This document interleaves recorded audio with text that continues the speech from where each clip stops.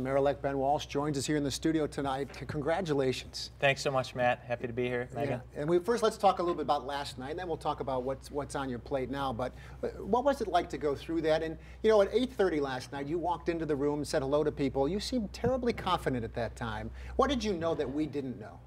I don't know if it was confident as much as it was calm. I felt like, to use a sports reference, I had left it all out on the field. We had done everything we could possibly do to put ourselves in a position to win. So I had no regrets. I walked into the room and saw family and friends. I saw a great party that I wanted to be a part of. Everyone told me I wasn't supposed to be in there until afterwards, but I don't know, maybe it was a rookie mistake. It was fun. I enjoyed it. This was some of the video too that we loved. It's sort of, you were kind of peeking out. Is it time to come out? It was almost like a kid on the first day of Christmas, awaiting those supporters. What was that like for you after all of those months of hard work to go out there and say, we did it? It was amazing. You know, what I take more pride in than anything else is the broad, diverse coalition of people that we brought together during this campaign that transcended political lines, that transcended racial and cultural lines. Everyone was bonded by the desire to see this community move forward. So when I peeked out that window and saw everyone standing out there, it was just an amazing feeling, and to go out and address them is something I'll never forget. Going back, you mentioned at the debate that it was a year ago that you booked the Grand Ballroom for the Hotel Syracuse. You know, obviously planning out for what turned out to be the perfect outcome. But how did you build that coalition? I remember talking to a Democrat about 2 months ago around Labor Day, and they were kind of whispering, you know, I'm a Bend person, but I'm not sure how I should go about being a Bend person, you know, and risk being distanced from my own party. How did you bring those people together? And it seems like from all different sides, as you referred to.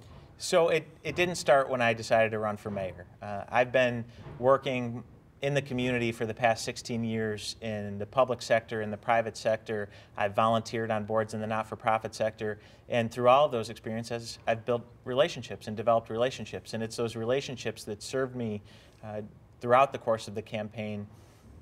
When people saw me walk into a community center or a church, they knew that more often than not, it was not my first time in there. So that helped.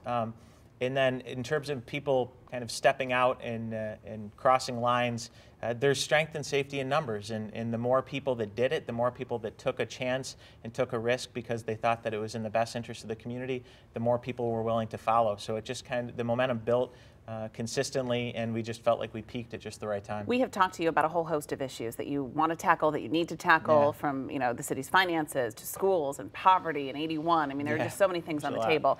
Where do you begin? What's the most important thing for you to accomplish in your first, let's say, 100 days? Before I even get to those specific issues, I look at it as laying the foundation for success, surrounding myself with the right people. I'm going to cast a wide net and find the most talented people I can find to put on my team. I want it to be a diverse group that reflects the great diversity in our community. I want them to fill some of the gaps that I may have in my own portfolio. So it's getting the right team. It's establishing a culture of service, reminding ourselves that we're there to serve the community. And then it's establishing very clear metrics that we can measure ourselves by and that the community can measure us by. Once you put that into place and establish that foundation, I think it makes everything else we try to do that much more doable, having that strong foundation in place. Does that then describe the kind of leadership you think you'll have once you take over after the first of the year, that you're going to have the people in place, that you're going to be willing to delegate and trust in those other leaders that you bring in? Absolutely. I've said throughout the campaign, I don't have all the ideas. I don't have the best ideas. If it's a good idea, I'm willing to implement it, and I'm willing to bring those that are responsible for that idea into the fold. So there's no one person can do it all, and I'm not going to try to do it all. I want to put people in a position to be successful, and I want to help lead them. But for the same reason that our campaign was successful, you need to have a broad, diverse coalition of people. Not any one person can do it. So I'm hoping that the way in which I ran the campaign will be reflected in the way in which I govern. Your grandfather was mayor of Syracuse. Your dad served in Congress. So you come from a long line of people who serve their communities. Did you, looking back as a little boy, sort of always wonder, will this be me someday? I mean, it was always in the back of my mind. I've said public service is in my DNA, and I've always gravitated towards it for a long time because the party politics turned me off from the process. I had convinced myself that I was going to pursue public service in a way that didn't involve running for office.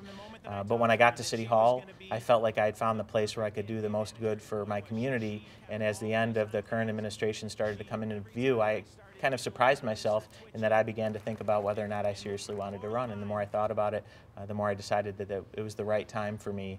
So yeah, it was always in the back of my mind, but it wasn't until relatively recently that I really thought that it was something that I wanted to do. Well, the community is proud of you tonight. You can tell. You can feel it on the streets as you talk to people, and optimistic for the future, I think. That's what it's all about. It warms my heart knowing that people are hopeful and optimistic. We know as a community we've seen a lot of hard times, and to know that people are hopeful and excited about the future of the city, as I am, it's a recipe for success. It makes me really excited to roll up my sleeves and get to work.